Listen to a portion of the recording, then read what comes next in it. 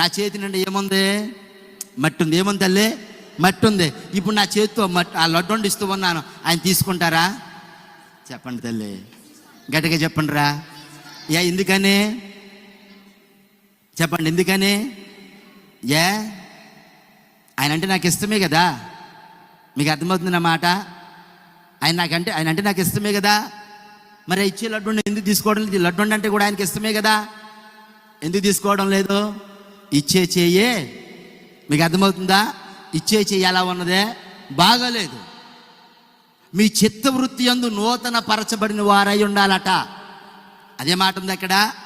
అంటే మనం చేసే పని యందు ఎలా ఉండాలి? నూతన పరచబడిన వారై ఉండాలి.